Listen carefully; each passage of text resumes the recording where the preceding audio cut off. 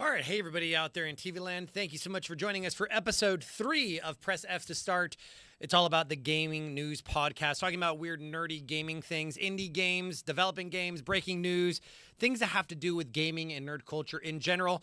I am Eddie, aka the Bearded One of the owners here of Flynn's Arcade and More in Margate, Florida. If you ever find yourself in Margate, swing on by. We're open every single day of the week, other than Monday. We use Mondays to prepare, restock, fix arcade machines, and just kind of get ready for the week. But every other day of the week, we're open. We're open pretty much starting at 5 p.m. Tuesday through Friday, and then we're open until 11 p.m. Tuesday through Thursday, and then on Fridays, 5 p.m. to 2 a.m., Saturdays, 1 p.m. to 2 a.m., Sundays, 12 to 12. But once again, thank you so much for joining us for episode 3 of Press F to Start podcast, everything about gaming news. We are so honored to be here with you this evening, and we surely do hope wherever and whenever you're listening to this, you're having an absolutely amazing day. Remember, this podcast is part of the Uncensored Nerds Network, which also includes us. Check out Comic Com Podcast, We Got Issues, Plot Hole Pro, and Beyond the Cape. Be sure to check out all those Instagrams and all those appropriate links. And yeah, we're super stoked that you're here this evening. If you ever want to find out more about us, whether or not you're listening in the evening or during the day or on the middle of your drive, head on over to Instagram or Facebook or YouTube or X or TikTok and search Flynn's Gaming FL. Flynn's Gaming FL. Pretty much that's like super simple. But I couldn't do it without my special co-host, the one, the only, Jake James Lugo. How you doing this evening, Jake? Hey, what's going on, Eddie? Always a pleasure to chat with you and good to see everybody. Totally, man. No, it's going very, very well. And Jake, before we jump into all the epic news that you've so graciously dug up for us to go over, let's jump straight into, we have a special event coming up March 15th here in Sunrise, Florida. For those of you who aren't familiar with Sunrise, it's pretty much, I don't know, about a 20, 25-minute south drive of us. But Sunrise, Florida, it's the Sunrise Comic-Con, which is March 15th. I believe it starts at, don't quote me on it, I want to say 10 a.m., I think. I don't know. I know it's in the morning, like like late morning into early afternoon. And then it goes through most of the day. Yeah, I believe, and I'm going to look it up as we go into it. But while I'm looking up all the details for Sunrise Comic-Con 2025, Jake, you're going to be hosting some panels over there. Why don't you tell the people what you're going to be like not everything, but what are you going to be talking about? Yeah, so I'm going to be there for the entire day at the convention. I'm going to be hosting 2 panels. At least that's the plan right now. I'm going to be hosting a gaming-centric one and a Star Wars-related one. So there's going to be a little bit of everything that you normally see from me that's going to be talked about and be kind of showcased there at Sunrise Comic-Con. So It's going to be fun seeing everybody out there. It's going to be a couple of our friends there going to be in attending. Some of them are also going to be doing panels.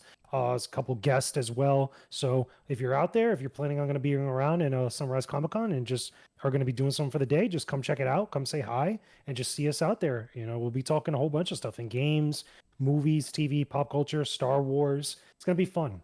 Oh, it's going to be a ton of fun. I found all the details for those of you listening and or watching. It's going to be March 15th. March 15th is a Saturday, which is like pretty much Yeah. 2 Saturdays from this Saturday. Yeah. It is from 11 a.m. to 6 p.m. at the Sunrise Civic Center, located at 10610 West Oakland Park Boulevard. It has here the cost. It says on or before March 8th. The tickets are $10 for adult, and children 12 and under are just $5. And of course, you want to grab your ticket before you head on over to Sunrise Comic Con. It's always a great time. Flynn's Arcade and Flynn's Hobby Shop have been a part of the Sunrise Comic Con since the beginning of its inception. I think we're going on. Well, we've been open for 5 years. I know you've been there a couple of times. I know I went there a couple of times as well. I saw you guys out there. I think we did it like actually before the arcade was even open. It's at least 3 years. I know that. At least. It has to be because I know I've gone there for about 3-4 years. I want to say it was before the arcade opened, but nonetheless, it's an awesome time, guys. Come and check out the panels. We have some awesome guests coming out as well. So many great panels. Chris from Phonetically Correct here, part of Flynn's as well, is going to be hosting panels. We have Snarky J out there. Jake's going to be out there. There's really cool Dr. Sullivan's going to be out there, a paranormal investigator. Always a great time with him and a bunch of other guests. But once again, I'm not going to take the time. You guys can head on over to Google and Google Sunrise Comic Con 2025. Check it out, guys. We hope to see you there on March 15th. And so let's get straight into it, Jake. First off, is there anything going on that you need to let the people know about, or where can they find more about Jake James Lugo should they wish to search further? What social media platforms, tags, all that kind of stuff? You got plenty of places to find out what I'm doing. I actually did some content earlier today, a couple different things, both on YouTube and on TikTok. So you can go check out my YouTube channel, youtube.com/@JakeJamesLugo, as well as also on TikTok, tiktok.com/@JakeJamesLugo. Today I did some video stuff involving God of War Ragnarok that you guys could go check out video review clips of it right now. That's like an abridged version of my original full review of God of War Ragnarok when it first came out, but all gameplay, all this talk about basically everything related to that game, as well as also on TikTok. I did some Star Wars related content, talked a little bit about some news. It was Pokemon Day today as well, so I talked a little bit about that, represented the Squirtle Squad as I normally do every year. And yeah, I'm always on all social media all the time. Twitter.com/@JakeJamesLugo, Threads.com/@JakeJamesLugo. I'm also on Blue Sky as well. I'm also on Instagram @JakeJamesLugo. You can literally find me on every single social media platform, with maybe the exception of Snapchat, since I don't really use Snapchat. But everywhere else where you guys can find content that you can watch stuff and actually listen to stuff, I'm on there. So go check it out, show some love, follow me, and subscribe as well. Speaking of Pokemon Day, here at Flynn's, actually Flynn's Hobby Shop to be more specific, we had a totally awesome Pokemon Day event. We had, a record number of attendees. Katie, Ryan, Allie, Stacy, all our Pokemon League trainers and professors did such an awesome job implementing that. So many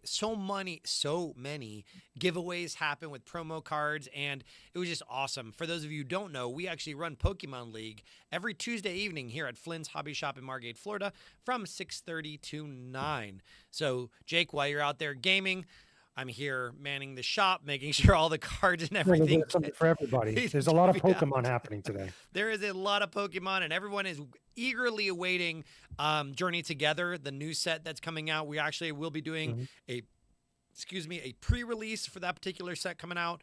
And once again, follow any of our social media platforms, Flynn's Gaming, FL, find all the details there. But let's get straight into it, Jake, because you sent over some nifty links for us to dig into today, all about gaming news. And let's just start straight out of the gate. We have here on IGN, you sent over Warner Brothers cancels Wonder Woman game and closes 3 studios. So break it down for us, man. What's going on here? So basically, for a while now, and I've reported on this and I've talked about it in a couple different places, that the Wonder Woman game was being made by Monolith Productions or Monolith Studios. Yeah, I believe it's Monolith Productions is their official name. They're the same people who did the Middle Earth Shadow of War and Shadow of Mordor games. They are the ones that came up with the Nemesis system, which is patented by WB Games. They're the only studio that can make a game that has that type of system built into it, Yeah. which basically involves characters or enemies remembering you as a character, whatever your character does or your hero does.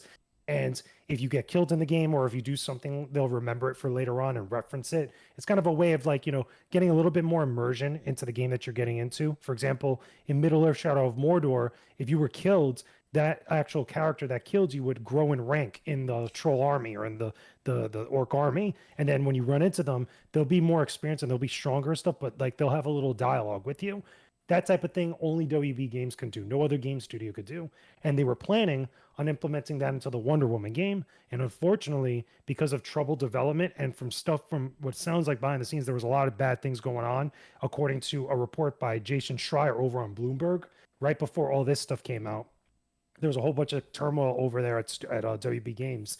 Because they've been going through a lot of restructuring, a lot of stuff that they're changing priorities, which leads into all these other studios getting pretty much canned. They're pretty much shut down. That included the Wonder Woman game studio. The Wonder Woman game itself was canceled. Also, the studio that was doing Multiverses. If you remember the game Multiverses, when it came out, had all the different WB characters, including DC heroes, Game of Thrones, and many others. That was like in a Smash Brothers setting. It was pretty much an alt brand Smash Brothers, if anything else.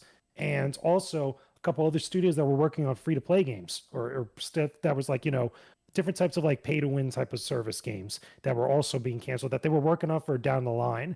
And unfortunately, this is because of the refocusing that WB Games is doing, gearing towards more other aspects of their properties, which includes Rocksteady going back to doing a Batman game, a solo Batman adventure game. So no more Suicide Squad, kill the Justice League, no more Gotham Knights, no more none of that. They're also kind of adjusting also to continue doing the sequel to Hogwarts Legacy, which is the Harry Potter franchise, which is a very big deal for them, as well as also that Game of Thrones game that got announced not that long ago, which was like a mobile game being also brought over to consoles. So they're doing a lot of adjustments. Oh, and NetherRealm Studios doing another Mortal Kombat game, because they're under the same umbrella of WB Games. So there's a lot of adjustments there, but the biggest disappointment is that those other studios got canned, they got shut down, and the Wonder Woman game that's been in development for quite some time now just being canceled, which sucks because a lot of people, myself included, wanted to see that game come out, but it is what it is.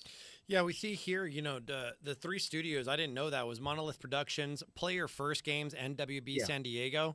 Were the three. Yeah, those are the guys who made Multiverses. Yeah, where all the three studios shut down. Other games they were talking about here was, where would it go? It said earlier this year, another Bloomberg report suggested Wonder Woman was in trouble after rebooting and switching directors in early 2024. And then it says this is amid larger struggles at the company gaming division, including layoffs at Rocksteady, the lukewarm reception of Suicide Squad, Kill the Justice League, and the where shutdown. those layoffs came from, by the way. Those layoffs were a direct result of how that game did.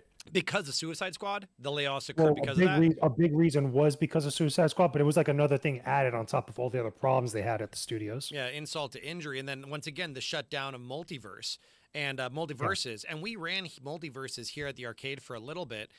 But like you said, it's kind of just a knockoff of Smash Ultimate. Yeah, that game didn't last long. It had hype originally because this is what they did, which was really stupid. They had that game release, right? Quote unquote release. Yeah. And they called it pretty much an alpha or beta form, basically. Yeah. And it got a lot of heat. And then they pulled it down, and then all the heat was completely lost. Nobody cared anymore at that point because they didn't capitalize on it. Remember, they were running that game at Evo. I remember. Yeah.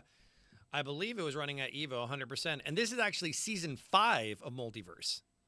Yeah, which remember they got they got a character from Game of Thrones, they got the Joker. Yep. They ended up getting a bunch of other random characters that got thrown into there. Beetlejuice, I remember, was one of them that was in there as well. That it was interesting because it was a lot of different IPs that they could have messed with. But again, if you don't have any momentum, if you don't really cater to the community that wants to support your game's not going to last long. And if it's not free to play, but also if it's a game that really capitalizes on like releasing content over and over and needs that continuous content like that as like a games as a service type of game, it's not going to last a long time. Because correct me if I'm wrong, I was reading up here. This is the building the best games possible for our key franchises: Harry Potter, Mortal Kombat, DC, and Game of Thrones. So these are the studios responsible for those No, game well, those are the releases? IPs that are right now working on those games right now. Because again, you got Avalanche Software Right. that's like working on Hogwarts Legacy 2. Yep. Then you have NetherRealm, which is doing Mortal Kombat. Then you got Rocksteady doing Batman right now, which they're working on Batman because that's the breadwinner for the DC stuff. Yeah. Because doing the stuff with Suicide Squad clearly didn't work, and a lot of people have wanted for a long time a Superman game, but Batman is the breadwinner over there. Yeah, it actually was. I was reading a quote earlier. It said James Gunn and Peter said in a presentation it'd be a couple years before the first DCU video game would come around. Yeah. WB's DC universe. I agree 100%. It's going to be interesting to see. Unfortunately, layoffs are never a pleasant thing for people to walk through. And Mhm. like you said, just from the lukewarm reception of the Suicide Squad game, and then, of course, the multiverse. With the multiverse game, I mean, in your opinion, Jake, how could have been, if you were in control of multiverse or Mhm. multiverses, what would you have done differently to maybe encourage longevity within the game? Not pull it down the first time that they did. That was a big issue for why that game lost its momentum. And I've also would have capitalized on other characters making it into that game. It's funny to me that we never saw a Mortal Kombat character show up in multiverses because again, it's all underneath the same umbrella. Yeah. It would have made perfect sense to do that because especially with Injustice, that Yes. clearly Yep. is like a thing that worked for them. The same thing also it would have gone to other franchises within WB's catalog. You could have really gone in there and pulled out stuff from the backlog that could have been a little more obscure, but it would have gave reason for people to go check out that game more because that's what Smash Brothers did. Remember, Yep. Fire Emblem was not a big deal here in the States until Smash Brothers Melee came out, and that really jump-started that franchise here in the States. It was big in Japan because we obviously had Shadow Dragon, we had the other Fire Emblem games, but a lot of people did not know or didn't even care what Fire Emblem was until they played Smash Brothers Melee. Well, it looks like it will continue through May 2025, and that's its end date. Yep, So pretty much. it's going to be interesting to see what comes next. But once again, like you said, man, using that intellectual property to its highest potential, especially I could only imagine how much they paid for that intellectual property to be able Well, to license remember it out they and have the use it. licensing because it's WB, so they have all those characters Man, underneath their belt it's like like that. So it wouldn't have been anything like they would have had to pay a giant bag of money to another company. no, Like but the point is though is that again, when you have those people at the top who aren't thinking like that, or they're just thinking about other things on top of dealing with all the other problems they got to deal with, then things get very messy, which is exactly what happened here with all this stuff. man, it's like when you have such good IP to be able to play around with, why not have fun? Like, why I'll tell you not? right now, that's not the biggest like shameful thing, and this could be like the last point that we make on this. Yeah. The biggest shameful thing is that the fact that that Wonder Woman game is getting canceled, and it's the only game that could have used the Nemesis system because Whoa. WB Games is not licensing that thing or allowing people to pay to use that type of system in Really? their games. Yeah, that thing's been trademarked for years. That's the main reason why we never got other games that emulated Middle Earth Shadow of Mordor or Shadow of War. And for That was a big thing amongst developers for years. And the fact is, we're just never going to get something like that until they decide to make something. so the Nemesis, I guess the Nemesis program that they use Nemesis allow system. the Nemesis system that they were using would allow, like you said, through the gameplay, if a character kills you, it would, reward that character within the game, increased, I guess, Yeah, it abilities. turns that enemy Dang, into your nemesis, quote that's unquote. Like crazy. it makes them a rival.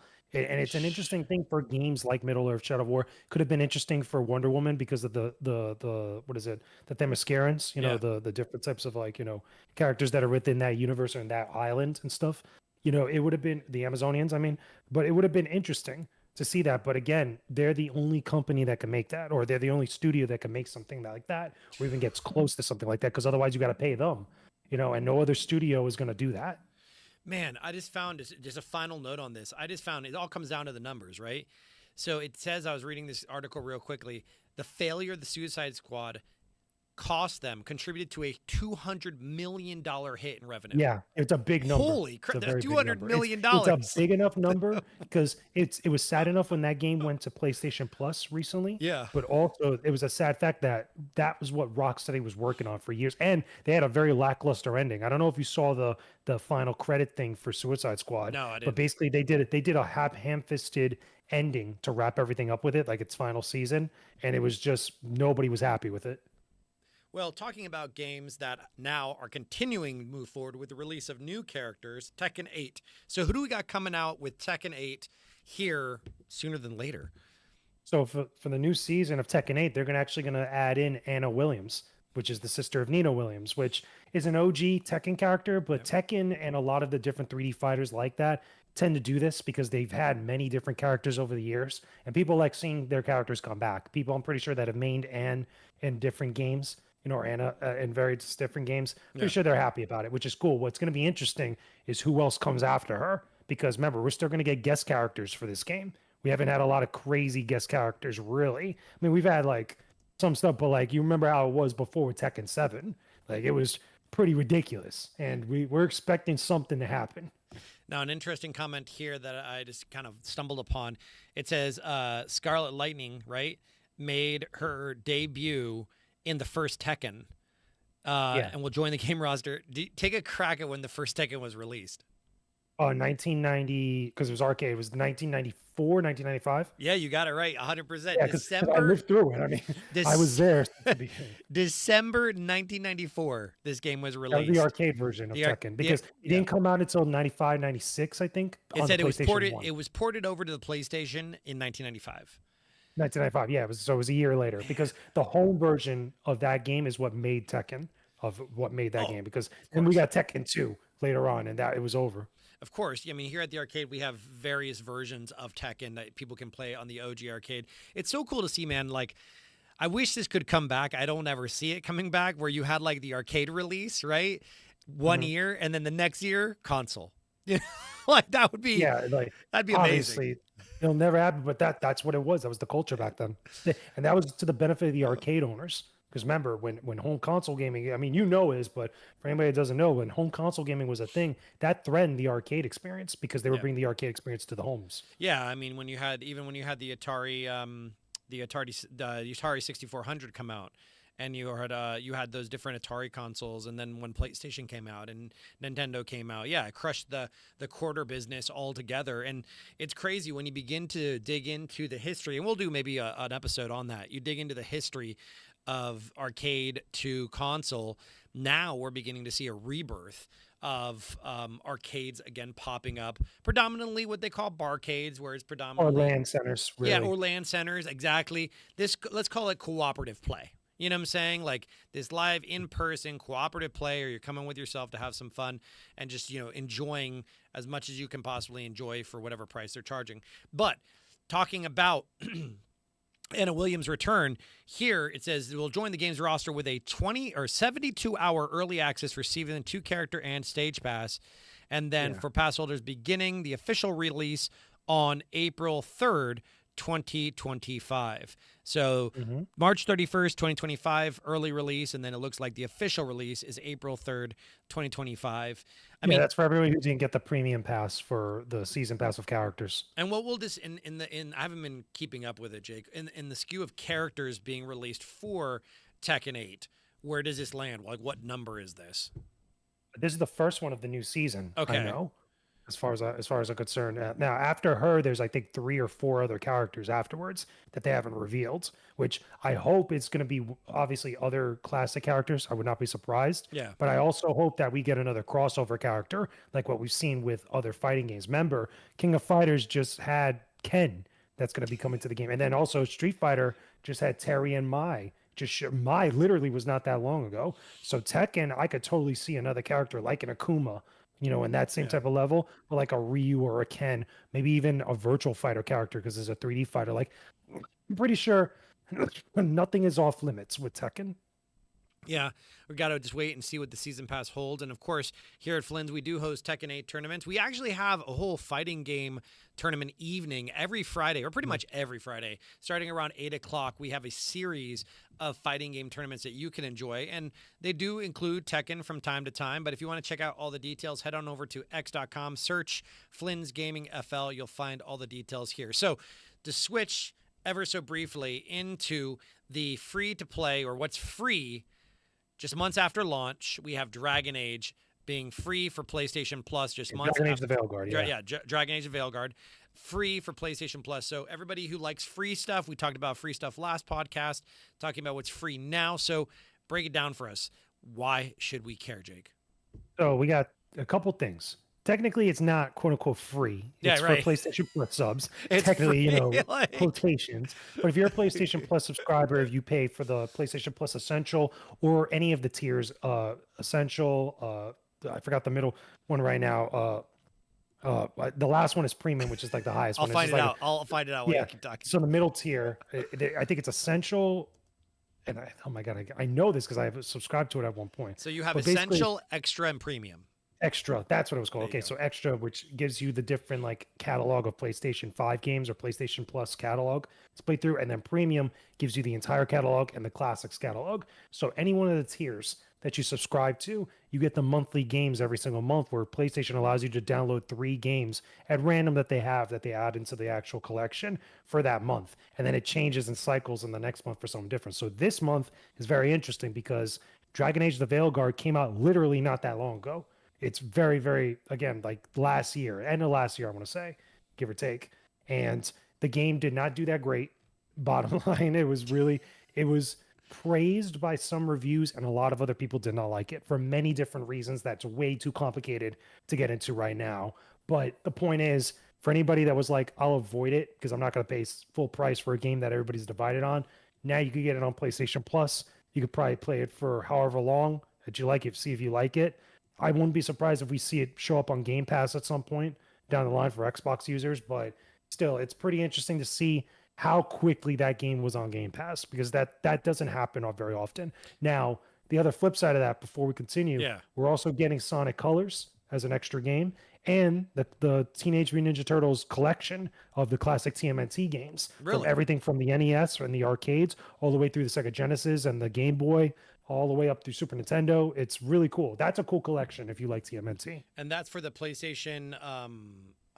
PlayStation Plus collection. I was gonna say we keep talking about it. PlayStation. Yeah, Plus. right. Really, that's gonna be on the PlayStation Plus. Yeah, I actually have Whoa. it on the Switch. I actually own the physical copy on the Switch to play that because that's where it first came out for me, and I picked it up like that.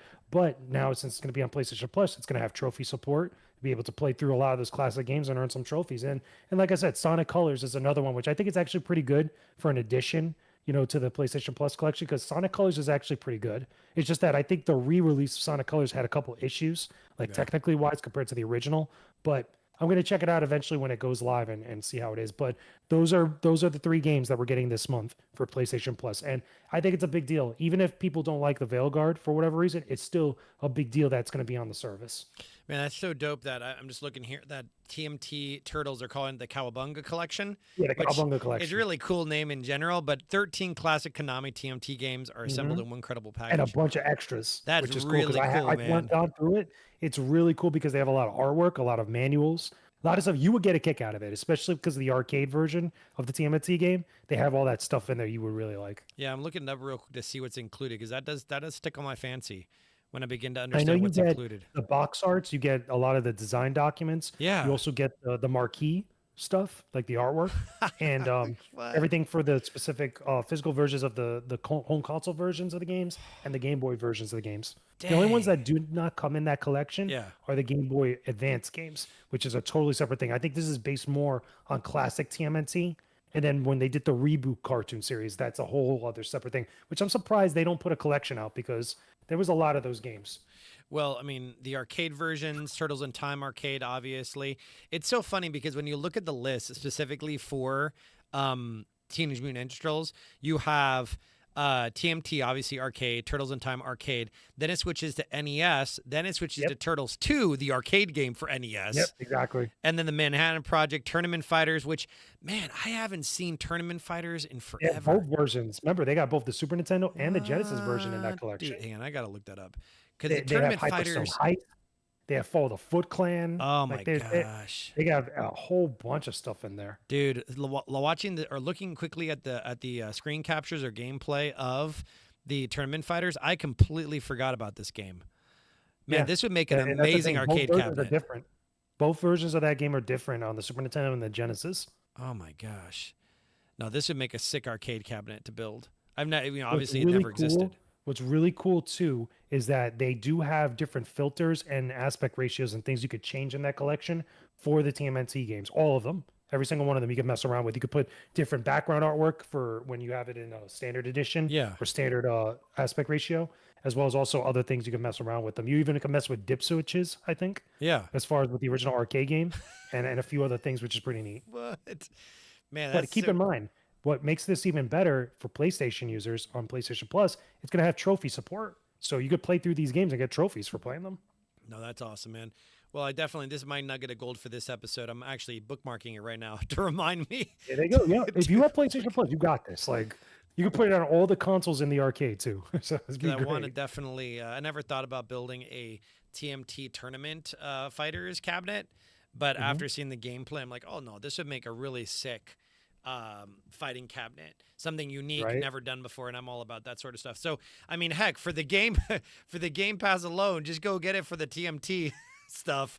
That's 13 games. That's hours upon hours. Oh, and and like you said, they released the Game Boy version of it and the Yeah. Sega Genesis version of it.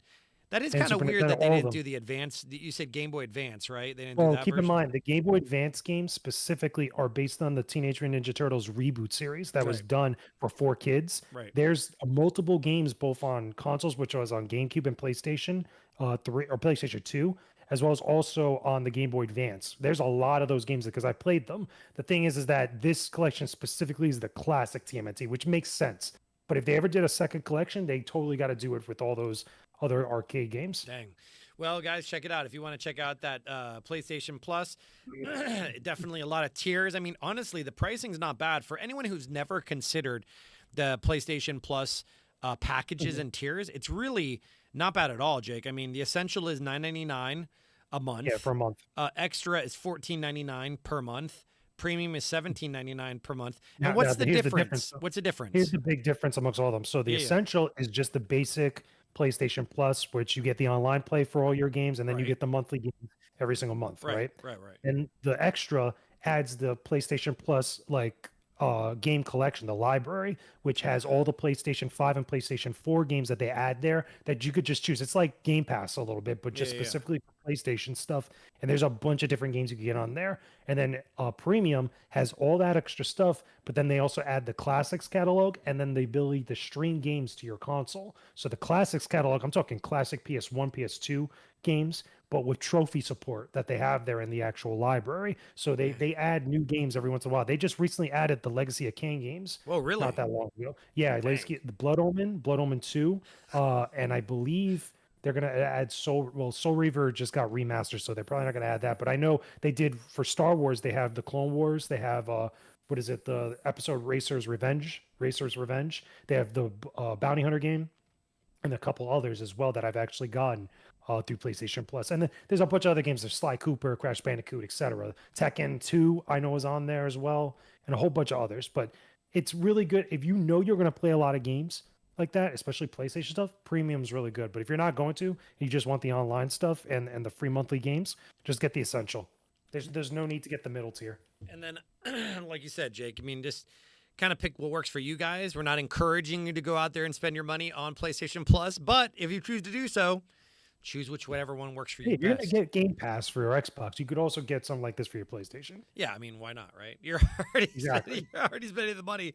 All right, so cool. We're going something from TMT, people knowing it, played it forever. Now talking about Ubisoft response to Assassin's Creed Shadows leak. So Mhm.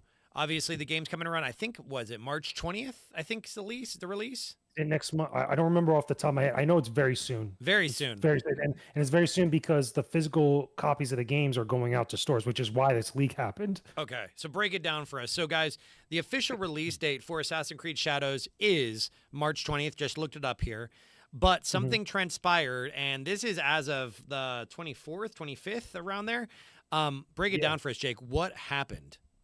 So basically, Assassin's Creed Shadows is coming out very soon. It got leaked out online that people were actually streaming the game, basically playing the game on their consoles and streaming it on Twitch or streaming it on TikTok or on Twitter. People are like, "What the hell? How did this happen?" Basically, people ended up getting a physical copy of the game because they got shipped out to stores to be sold on their street date. For anybody that doesn't know, street date is the first official day we actually, as a store, sell the games to the general public. You can't sell it before then because otherwise you're breaking street date. That's illegal. That's a very big problem for any store. It doesn't matter if it's GameStop or a mom and pop shop. Unfortunately, people don't think that it's, smart to follow that. They think they're very stupid and they end up actually going and getting copies of the game and actually streaming it or playing it and making videos of it because they want to get clout. And unfortunately, the biggest problem with that is how everybody gets a first impression of the game. Keep in mind, these are the physical copies of the game where the game itself is not patched. There's no day one patch on it. So whatever bugs or glitches that might be ironed out at the very last minute for it are not going to have any patch to fix those things up. It's just what's on the disc. So people are seeing it, they're judging it, and they're getting an impression of it. So that's unfortunate for the team at Ubisoft that was working on Assassin's Creed Shadows, because that game's been mired in controversy for a long time now for many different reasons. And this is going to make one of those things where it's like, okay, people are already going to have an even worse impression of this game possibly. Well, talking about leaks, it's unfortunate when people put all this hard work. And was it a tangible copy that they had? They actually got a physical disc. Well, that's the only way that they could play it, because I've gotten copies of games early from various companies and the publishers. Yeah. And the reason why that happens with me is because as in media, sometimes we need that lead time leading up to the release of the game in order to review it. We get digital codes for that sometimes where we could download. That doesn't happen in the case like this. In this case, this is clearly someone that actually has a physical copy of the game and they're playing it on their console. And the reason why I know that is because all the people that I know that are actually going to be reviewing like Assassin's Creed Shadows, like officially, like for their outlets and whatever stuff.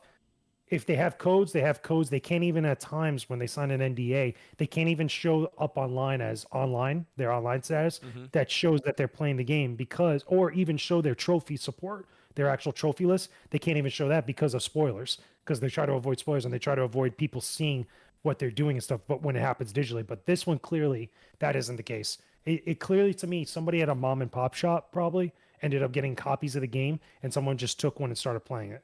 That's the most easiest explanation because it happens all the time. And the craziest thing, in the day of the internet, that's trackable, right? I mean, yes, it's very trackable. I was telling you before we were recording, like they could actually find the actual console and the location for it, and they always do. And you think you talk about the Nintendo ninjas, you want to get on Sony's bad side. Those guys are. Because there's been examples of people getting picked up or getting visited. Let me put it that way, because it's illegal to do that when you're breaking street day, especially if you own a store. Yeah, that's a very, very big problem. Oh, no, 100%. 100%. You get the Sony spider monkeys, coming out of like. I don't even know what to call the Sony people, but like the ninjas, like they just straight up just show up. They know. No, I feel you 100%, especially here. Now, we don't obviously release or sell video games here at the hobby shop or Flynn's Arcade, but we do obviously have street dates for TCG. There's certain days. Exactly. TCG is a big one with that. Yeah, where there's certain days we can do pre-releases. Like we're going to do the pre-release event for Journey Together. Shout out to our Pokemon League. Check them out on Instagram, Flynn's Pokemon League. And we're very restricted to that. We're restricted on what you can do with the packs, whether or not you can sell them or have to require players to play with them in order to get them. I mean, I even saw it today where people wanted to get like certain prize support, but they actually had to participate in the tournament we had this evening. So 100%. Sony is an animal. It's a beehive I would not want to kick over. Keep in mind, this isn't just Sony too. This is on all platforms that the game is available. Oh, yeah. So it's Xbox and PlayStation and possibly PC. Everybody. I mean, it's ridiculous. I did find a comment here. I want to get your take on this. It said, leaks will be another blow for Ubisoft in its leading Assassin's Creed series. The development team has already had to apologize for using a historical recreation group's flag without permission. And then again, for inaccuracies in Assassin's Creed Shadows depictions of Japan. So this has been a controversy for a while. So what's that two things? So recreation of a group's flag without permission. What is that about? So that had to do with the Japanese Historical Society, where I forgot the specific flag and the specific details of it. Right. But it's a certain flag within a certain time period of where the game takes place, where I don't think that flag was actually taking place or that organization was around. I don't remember the exact things but it had something to do with that flag not being historically accurate to the time period that the game is depicting. Now, the other thing on top of it, there was also a big back and forth, especially in Japan amongst scholars and other people, that became a massive controversy for the game, but they actually had to address it, Ubisoft themselves, where because of the main character in Assassin's Creed Shadows. One of the characters that you play as. Oh my God, I'm blanking on his name right now, but the dark skinned samurai. I just can't remember his name. I'll Not find it for us. Zatoichi. Oh my God. I'll find it for us. Just keep talking. Yeah. Because I'm trying to remember the names, but it's one of the characters that you play as, but it's not the ninja girl, okay? But it's the other guy that he's the black samurai. That's part of like a lot of different myths and stuff that people mention and write about. I can't remember his name specifically at the moment. You have Yasuki. Yasuke, Yasuke, my that's who bad. it is. Okay. So Yasuki. Yasuke, and one of the big controversies with this game is that Yasuke is said to not actually be a historical figure or not be a historically accurate figure because Yasuke comes from these writings from another another scholar in Japan Yeah. that covers feudal Japan and a lot of Japanese history, Yeah. but was actually part of some sort of like short stories or some sort of like tales that he was writing about for a fictional storytelling or fictional approach to whatever happened back then in the day. And Yasuke, they tried to pass him off as like an actual historical figure that lived. And there's debate amongst Japanese historians whether that's actually true or not. And there's a whole complicated controversy amongst that that's been going on now for I want to say about a year or two. Yeah. I think it's been going on for a while now, and that's one of the biggest things that's working against this game is this controversy. Because a lot of people feel like in one way that it's Ubisoft or this development team that's pandering. It's another thing that people are just saying like it's just throwing certain things into there for the sake of throwing it in there, or not being historically accurate when the series tries to pride itself on taking place during history. It's a lot of back and forth. Man, it's like being a historian myself. If you guys didn't know, I that's what I did for a while. With historical accuracy that is important. But I read real quick while you're telling us in deeper detail about this particular character. They actually stated here it wasn't intended to be a factual representation of history.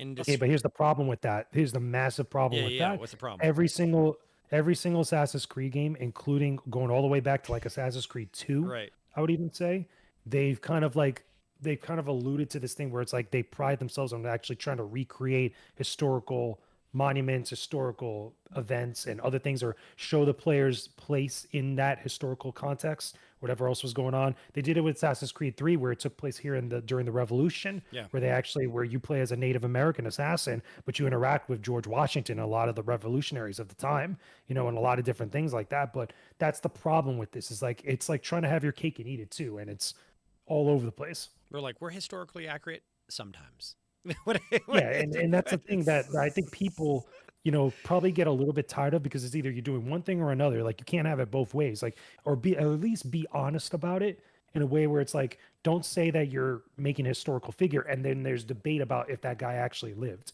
which is specifically Yasuke in this case with Assassin's Creed Shadows. No, I agree 100%. If they're gonna kind of squirt the issue, what do they call it? Historical fiction, where it's that's the thing. If it was like that from the very beginning, and if they were just like that, stating that from the very start of development of this game, I don't think there would be a controversy. No. But the problem is that this is Japan you're talking about. They take their history very seriously for a lot of different reasons. And just, it was one of those things where I think they just stepped in it. And I think that it's just been messy with the way that Ubisoft has handled the controversy, how they've talked about it, and how they kind of gone around a lot of the stuff. And then this leak doesn't help it either, because now people are going to see what exactly or how exactly they're doing this stuff with Yasuke and the rest of the actual story of the game.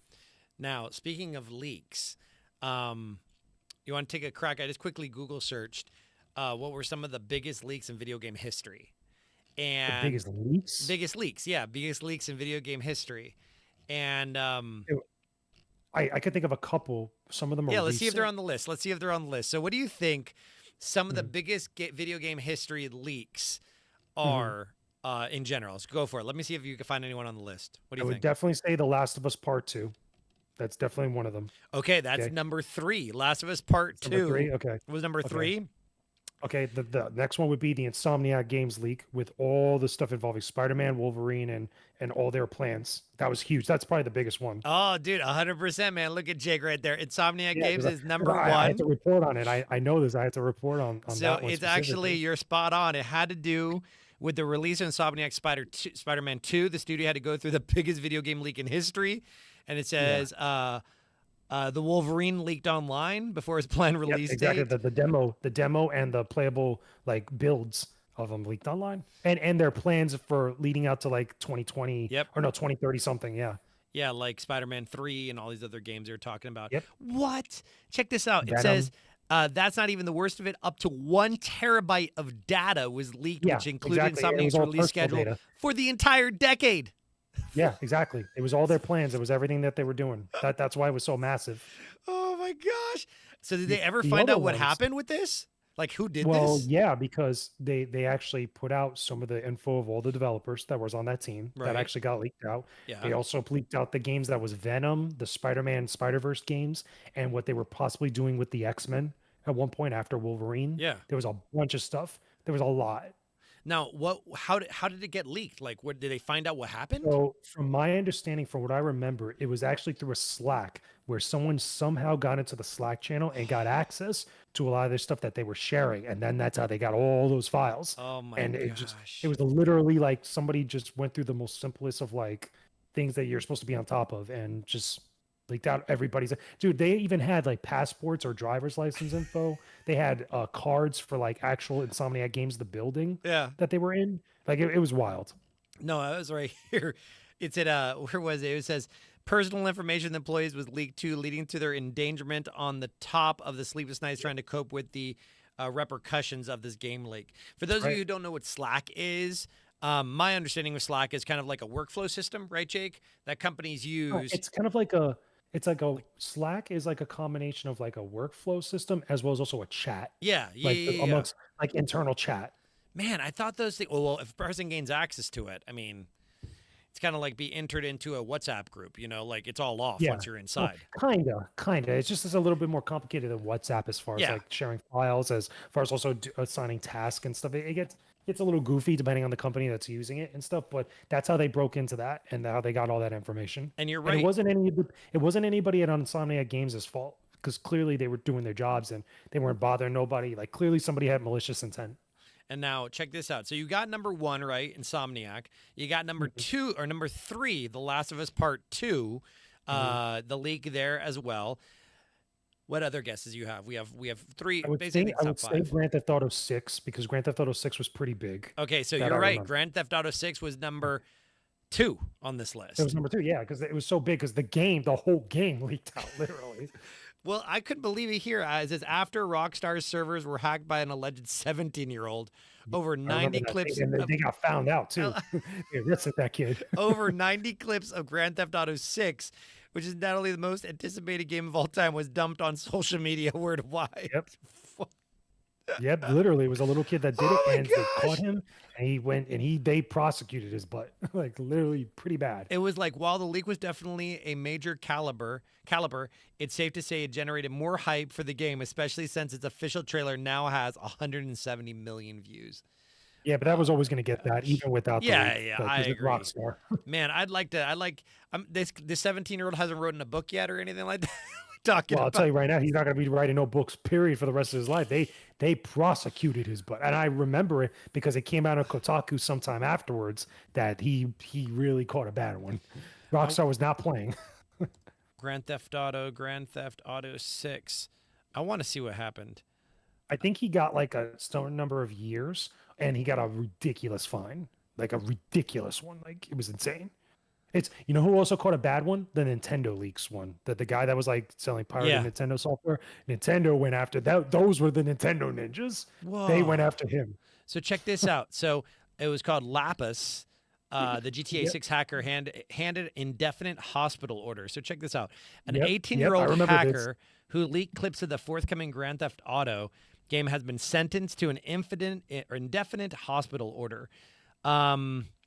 A gentleman from Yeah, which is kind of like jail. so But it's not really jail. this kid from Oxford was autistic with a key number of international gang lupus. The gang's attacks on the tech giants included Uber and Nvidia. Rockstar Games cost the firms nearly $10 million. Yep. Holy moly. Yeah, he's not getting out of there. Period. Whoa. He effed around and found out pretty quickly when they caught him. Well, check this out. It says doctors deemed, I'm just going to pronounce his name, Kurtag, unfit to stand trial due to his severe autism, so the jury was asked to determine whether or not he committed the alleged acts, not if he did so with criminal intent. No, And he did. He mental clearly did that. That health to me assignment sounds more used. like a plea deal, Yeah, to be and honest. they pretty much got him hospitalized for the rest of his Yeah, life. because what he did was clearly malicious and clearly was done for attention. Was clearly done for What? Check clout. this out. Check this out. He broke into the company's internal Slack messaging system to declare, if Rockstar does not contact me on Telegram within 24 hours, I will start Yeah, releasing I the remember source code. this, and they told him no, and they told him basically no, and that's what he did. And he was rearrested and detained until his trial. Yep. Mm-hmm. He What? clearly knew what he was doing. Is my point. Man, this is crazy. That you should read, man, this I guess this old X post or this post or whatever he put out. We are Lapis. Remember our name. We have your user data. We have EE's BT Orange Yeah, I source remember code. when they published this. $4 million USD. Yeah, they were never going to pay that. Like he was trying to be like anonymous because a lot of those groups try to act Yeah, like that the group Lapis anonymous. people. Yeah, 100%. Man. All right, so you got number 1, you got Insomniac. You got number 2, Grand Theft Auto 6. You got number 3, Last of Us Part 2. You want to Now take I a crack? think now the last two, 4 and 5, could be one of a couple of different Go things for it. because Try these it. were Try all it. big when they happened. Okay. Was the Nvidia leak, the Nvidia collection leak, which I think Okay. was a big because it was multiple games in that, and then Okay. the other one was the Capcom leak, which was everything Capcom. Well, the NVIDIA link, yes, you have right. You got the NVIDIA Okay. link right, 100%. That came in as number 4. Now, there were actually 6 on this list, but the last 6, or the last 2, number 5, Half-Life 2. Yeah, but that wasn't really like a leak like that. I wouldn't put that up there. I know what they're getting at because I think the whole game leaked out at one Yeah, point. the and source because it's code. Half-Life 2. The source But code. yeah, there's bigger leaks I could tell you right now that have happened. And than then the that. last one they have is actually Fallout 4. Yeah, because and that's not a leak. I wouldn't say that's a leak. The Okay. reason why I say that is because that was actually a report that was done by Kotaku. Because Kotaku actually really? wrote that. Yes, because they did it a couple times and they got blacklisted by Bethesda. I remember that. Okay. I don't think that was a leak like in the same way as like what happened with like Insomniac or Grand Theft Auto because I remember specifically. I don't know if it was Brian Crescente or if it was Jason Schreier that wrote that article and Steven Totillo at the time when he was editor in chief because specifically they reported on the existence of Fallout 4 and Bethesda was pissed. They were really pissed that like they actually blacklisted them for years. Well, you know, That- leaks are never good. Yeah, leaks are never good, but I wouldn't consider that one a leak like that. I would consider more the Capcom leak I was talking about because Right. they literally leaked out all of Capcom's plans for years. The Nvidia leak, obviously, and then there's been other Microsoft leaks that have happened in the past where their actual game plan for what is it, both showcases and also upcoming releases for a year that's happened. Like to me, that's a leak. No, I agree. And it's really interesting. You got like 4 out of 6. I mean, that's I'm that's fine with that's that, yeah. impressive. That's impressive. So, But keep in mind, all those I had to, depending on the outlet I was at the time, I had to report on those. I had to talk about them at the time while they were happening. And I think one that I think that's not on that list that Right. has to be talked about is when the PlayStation Network went down, because that was like an actual big was I don't know if it's considered a leak, but it was a big breach. It was a giant breach when the PlayStation Network went down years ago. when did it go down? How many years ago did it go down? 2012 or 2013 because that impacted multiple game releases where nobody could play their games on PSN, and that was done by Anonymous specifically. Really? That was a huge story. Man, I didn't know that. Yeah, and I remember that too because one, the SOCOM game, U.S. Navy SEALs, came out around then, and it was being done by the Unit 13 team that made Unit 13 for the PS Vita, Yeah. and their game was completely shot because nobody could play it online because that game came out, and then the PlayStation Network just got taken down. Well, there's an article that I found that was dated February 10th, 2025. It says, why did PSN go down? I guess it went down recently. The network that's blinked not the same offline. thing. That's not the same thing. That was the recent like couple days that went out not that long ago. But the real PlayStation down one was back in like 2013, I believe. Really? I believe it was 2013 because when that happened, it was specifically when the SOCOM game came out and it was the PlayStation 3 era. Okay. Well, I mean, being able to take down a network like that, that's impressive. That was the biggest one. I would That not. was historic. That's what changed PSN forever because it was that bad. It was like really crazy. That's why Sony's so anal about their consoles getting broken into or hacked because of what happened with that specific thing. So Speaking of things that people have kind of been all over the place with, and you brought it up, just to kind of switch gears here again, guys. Kathleen Kennedy speaks out about her Lucasfilm plans. So Man, let me break it tell down for you. us. So we have two different. Okay, so we had two different articles come around. The first one was from IGN. That was today. I'm just going to give you guys some dates. So that was posted February 25th at 4:49 p.m. And then we had another article happen today or yesterday, because it's now Friday, but yesterday, Thursday at 4:36 p.m. So fill it in for us, Jake. Why does this matter? What are we hearing? What are we seeing? What do we need to understand? So there's a couple things with this, and keep in mind this is a gaming show, but it's still this news with Kathleen Kennedy and Lucasfilm and totally. Star Wars ties into us still, because 100%. the reason being is because of Star Wars games that are still coming out or still in development and stuff. And what happens at the top of Lucasfilm affects everything going downward towards the bottom. Yep. And with Kathleen Kennedy, a lot of people have wanted her to leave Lucasfilm for years because of the way that the Star Wars brand, and I would argue their other brands at Lucasfilm, their IPs, have been treated and have been handled, mismanaged, and a lot of other crazy, colorful vocabulary to describe it, because it's been that bad for a lot of people. A lot of people feel like the Star Wars franchise has been damaged irreparably in some ways, because of what happened with the sequel trilogy, those 3 movies, as well as also the spin-offs and the series on Disney Plus. Biggest one being The Acolyte, the biggest disaster for that franchise. Then obviously also Indiana Jones and Dial of Destiny, which was a huge box office failure for Lucasfilm. Millions of dollars wasted, or pretty much lost, I should say, not really wasted. A lot of people have wanted to see her go. Now, that first article, when that first one went up on IGN, it's based off an article that was on Puck News, where the report comes from a guy, I can't remember his name at the moment, but the original report was done by a guy, I think he's the former editor-in-chief of The Hollywood Reporter or whatnot, but he's a guy that has legit sources in Hollywood. I'm talking the most legit of the legit, that you don't have his type of sources, type of information. Matthew He knows Belloni. people that knows people. Belloni. Belloni. Matthew Belloni. Poloni? Belloni. Yeah, okay. Yeah, but Matthew, he knows people that know people. Okay. Right. He's as close to getting as legit sources when it comes to entertainment journalism as you could get because of his past work. Now, he did a report after getting 3 confirmed sources that Kathleen Kennedy at the end of this year was retiring, that she's leaving Lucasfilm, which is a big deal. Okay. You don't just report on that when you got 1 or 2 sources. When that, he's got 3 that are telling him like, yo, this girl is out at this point. And people in various different sectors of both Lucasfilm, in and out of that company, and Disney and many other places in Hollywood want her to go. And you saw the reaction, I'm pretty sure the reaction of like what happened with Kathleen Kennedy's announcement of her retiring. People pretty much were almost celebrating. That tells you something of how they feel about her and what she's done for Lucasfilm over the past 15 years or so. And tonight, or this past couple of hours, Kathleen Kennedy does an interview with Deadline that drops randomly out of nowhere. And it pretty much is a rebuttal to everything that was initially reported. Here's the problem with all this, okay? At least how I feel on it. Maybe you might feel a little different, Eddie, but this is how I feel. I feel like that second interview, even though it's coming from Kathleen Kennedy herself, I feel like a lot of this is spin. Spin meaning that some of this might not be all that accurate or true.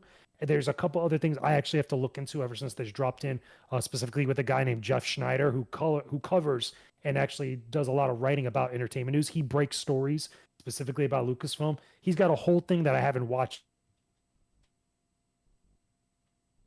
yet that he's talking about this stuff, and he goes through the entire interview that I have to actually listen to. But I read through her interview myself, just to kind of gauge where it was at. Yeah.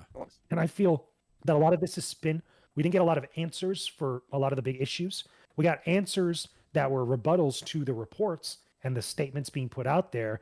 But there's a lot of questions and a lot of concerns I have, even with the questioning by the interviewer that was done for Deadline, for the person there talking to Kathleen Kennedy, because a lot of it tries to frame her as glowing. She says that she's not going to be retiring, that she's going to be making movies till she dies, which is a weird statement because it's contrary to a lot of the reports that came beforehand. Again, when you got 3 sources coming from a guy like Matthew at Puck News, that's not someone that's just talking the talk. Like there's clearly something there, and there's clearly something that people have been talking over there at Lucasfilm.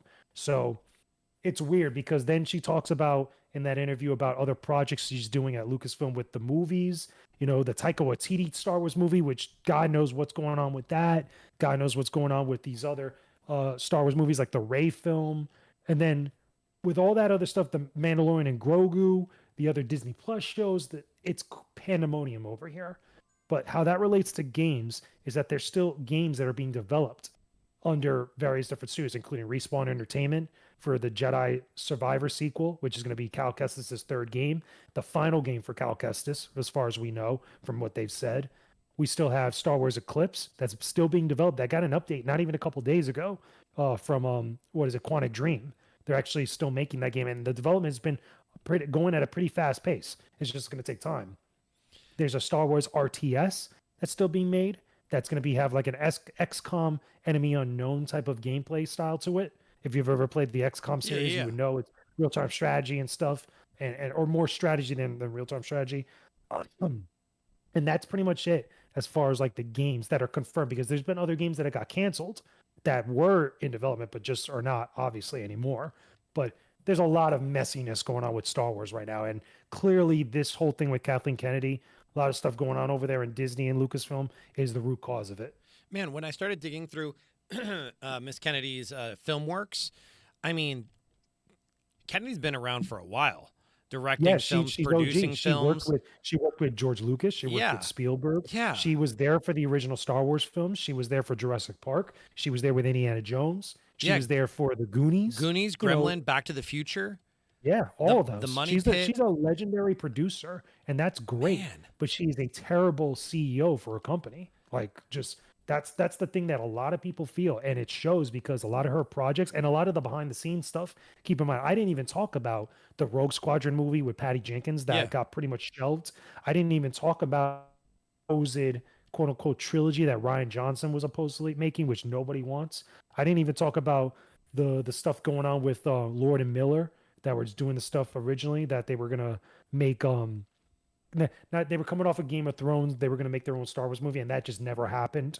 Like there was even the one with Kevin Feige, which is, I don't know how you drop that ball. That's Kevin Feige. That's the greatest producer in Hollywood, period, for what he did with the MCU. He was supposed to do a Star Wars movie, and she stopped it. Like there's a whole lore to this, like a deep dive black hole that goes into a lot of this stuff, which a lot of people point to as the reason why she should not be there anymore, that she's had to go for a while. And like I said, it's very messy. Well, a lot of times, like as I'm looking through the IMDb for Kennedy, and I'm looking all the like the exceptional pieces that she's produced on, Goonies, Back to the Future, all that kind of cool stuff, even The Mandalorian, and then you see all of a sudden it takes a shift. You got The Alkalite at 4.2 stars, you got Ahsoka at 7.5, you got The Skeleton Crew at 7.1. It just. Well, here's the thing about all that. You can't really go too much by the reviews of those shows. Of course, yeah. Especially from critics, because with The Acolyte, there was a lot of facetiousness going on with some of the more recent Star Wars shows. Yep. And I think a lot of it has to do because of access. There's clearly a problem in current like certain outlets and stuff when it comes to access that they want to maintain and them being real with their audience. There's a clear problem because The Acolyte is, I can tell you right now, I reviewed that show since day zero. That is not a good show. That is a very terrible show in the worst way possible. I mean, in a way where it's like, it almost actively tries to damage the Star Wars brand. Like that's how bad it is and stuff. And the same thing you could even say for a lot of the other shows. The only one that I feel sorry for under her leadership and under her producership was Skeleton Crew that happened recently, because that show is suffering from low viewership from the fallout of The Acolyte, of how things were bad. And then keep in mind, now we got Andor season 2 coming up. And even though there's a lot of people that praise that show, I think that show is overrated. There's a lot of people that praise that show, but the viewership for that show as well is not good. It's actually one of the lowest. That's the only one that's below it is The Acolyte.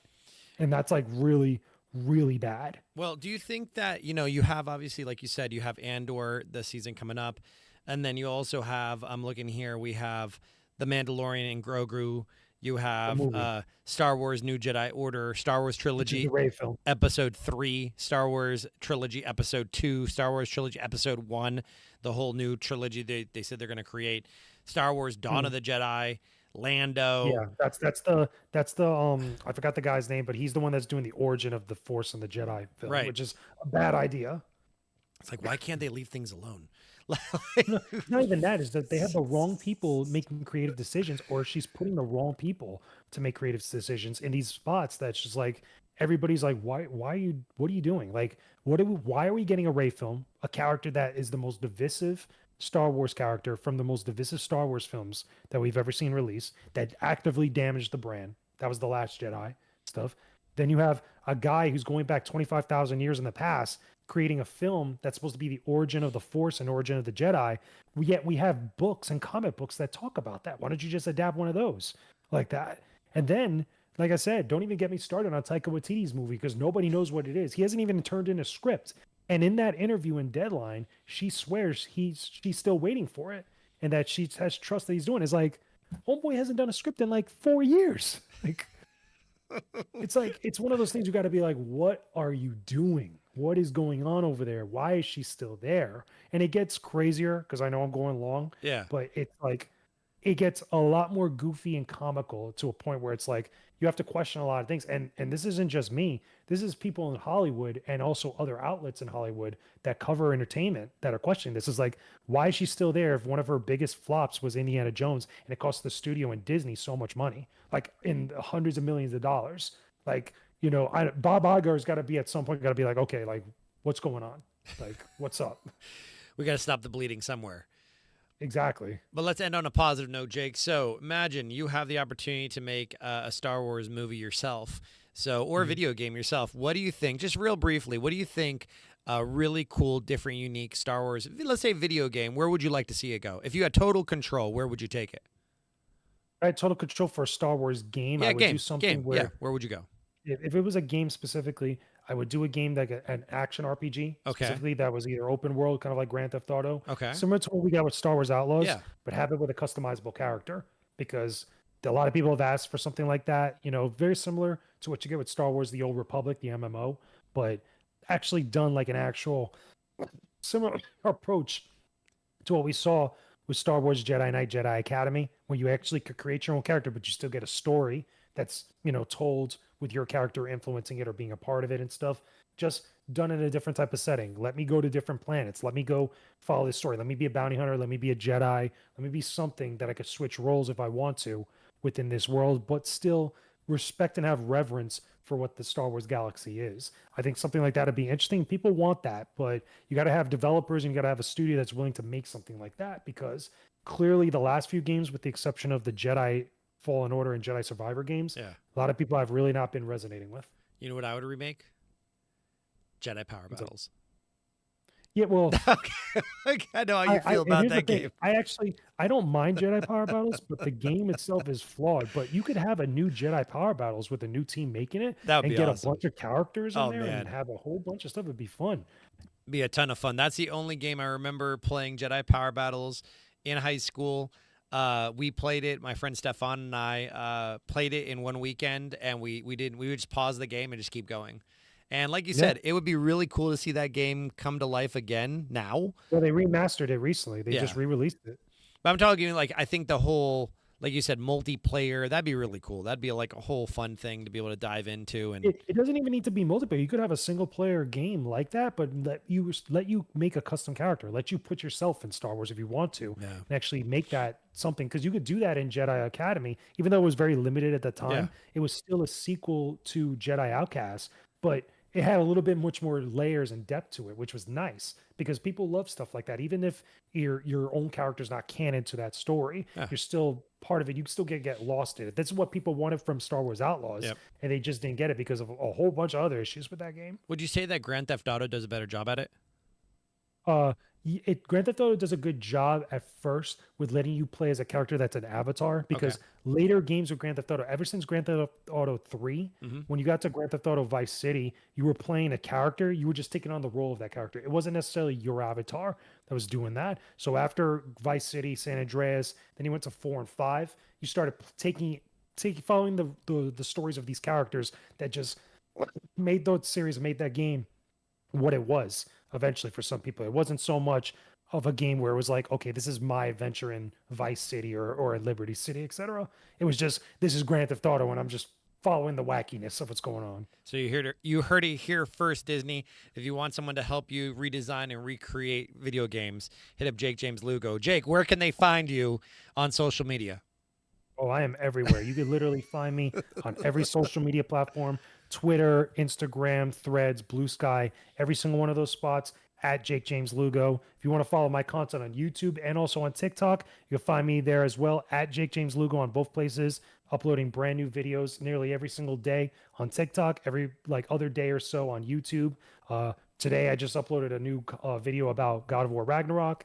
Uploaded also some new videos on TikTok about a new Star Wars game. If the Star Wars Knights of the Old Republic remake could be played like Mass Effect, if it actually could be developed like Mass Effect. Talked about Pokemon Day, talked about God of War, a whole bunch of stuff. There's a ton of content for you guys to check out and enjoy. And I wouldn't be able to do Press F to Start without my co-host, Jake James Lugo. So once again, go out there. Be sure to show him some love across all social media platforms. And if you want to check him out in IRL, in real life, for those of you who don't speak nerd speak, you can visit him on March 15th at the Sunrise Comic-Con, where he'll be hosting a number of panels about all sorts of topics. You can dig deeper into conversation, ask him those really particular nerdy questions. And of course, you can find Flynn's Arcade there as well. Check out our booth. Most of the time, we're in that gym area. We're bringing all sorts of exotic snacks and drinks and all that good stuff, as well as arcade games, video games, and a bunch of cool stuff. Once again, that's March 15th, 10 or 11 a.m., I think, to 6 p.m., at the Sunrise Convention Center here, Sunrise Civic Center in Sunrise, Florida. If you guys are I know local. one more thing I should say about Yeah, that. Jake. Eventually, I'll be able to announce the exact times of when my panels will be. Okay.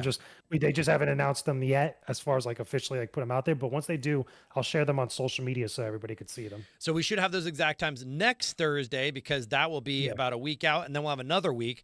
So you guys will get all the details. Once again, head on over to Jake's channel, whether or not you're listening to this live on Instagram, YouTube, Facebook, wherever, or if you're listening to this on a podcast release, wherever you check out your podcast. Be sure to subscribe, click the notification so you can be alerted to when we go live. We are your one-stop stop for gaming news, things nerdy and gaming related. And as you saw, Jake James Lugo is a walking encyclopedia of gaming knowledge. I'm just here to help facilitate. So, guys, we hope you guys have an absolutely amazing evening or day or afternoon, wherever you're watching this. Remember, Press F to Start is a podcast all about gaming news, recorded live right in studio at Flynn's Studio. If you want to rent the studio for your podcast, music jam session, voice recording session, email us at studio@flynnsgaming.com. Love to provide you all those details. And if you're here locally in South Florida, come on out and check out Flynn's Arcade and more, and Flynn's Hobby Shop right next door here in Margate, Florida, open every day of the week other than Mondays. A shout out to all our homies over at the Uncensored Nerds Network, including Comic-Con Podcast, We Got Issues, Plot Hole Pro, and Beyond the Cape. Once again, my name's Eddie Acevedo, a.k.a. The Bearded One, with my co-host, Jake James Lugo. And this is episode 3 in the book. We appreciate you. Know you're loved and appreciated. And in the words of the late, great Leonard Nimoy, may we all live long and prosper. Until next time, my friends, we'll catch you on the flip side.